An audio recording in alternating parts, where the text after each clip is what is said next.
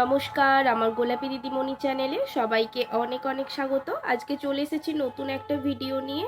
আর আজকের ভিডিওর মাধ্যমে আমি বলতে চলেছি যে তোমরা আজকে যারা সেকেন্ড রাউন্ডে সিট অ্যালটমেন্ট পাচ্ছ তারা কি করবে।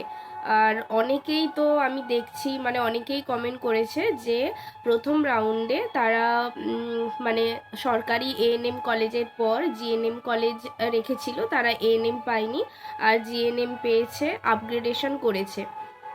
তোমরা যদি সবার প্রথমে তোমাদেরকেই বলছি, তোমরা যদি এরপর এএনএম না পাও, যদি তোমরা জিএনএমই পাও, কিন্তু তোমরা কখনোই এই সুযোগ মিস করো না যে এএনএম পাচ্ছ না বলে জিএনএমও আমরা করব না।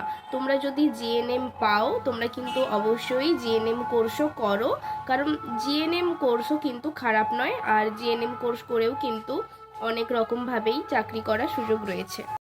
আর কারা কারা আজকে সিট অ্যালটমেন্ট রেজাল্টে এনটিএস পাচ্ছ তারা কিন্তু অবশ্যই, যদি আমার ভিডিওটা দেখে থাকো, একটু কমেন্ট করে দিও কারা কারা পাচ্ছ। আর যারা পাচ্ছ সবাইয়ের জন্য অনেক অনেক শুভেচ্ছা আমার আগে থেকেই রইল। আজকে যারা দ্বিতীয়বার সিট অ্যালটমেন্ট নতুন কলেজ পাচ্ছ তারা কিন্তু আজকে সিট অ্যালটমেন্ট রেজাল্ট ডাউনলোড করার জন্য নতুন করে কোনো তোমাদেরকে টাকা পেমেন্ট করতে হবে না। শুধুমাত্র সিট অ্যালটমেন্ট রেজাল্ট ডাউনলোড করে তোমাদেরকে কিন্তু আবার এনটিএস ভেরিফিকেশান করতে হবে। না, এনটিএস ভেরিফিকেশান না করলে কিন্তু তোমরা কিন্তু পুরো কাউন্সিলিং থেকেও বাদ হয়ে যাবে।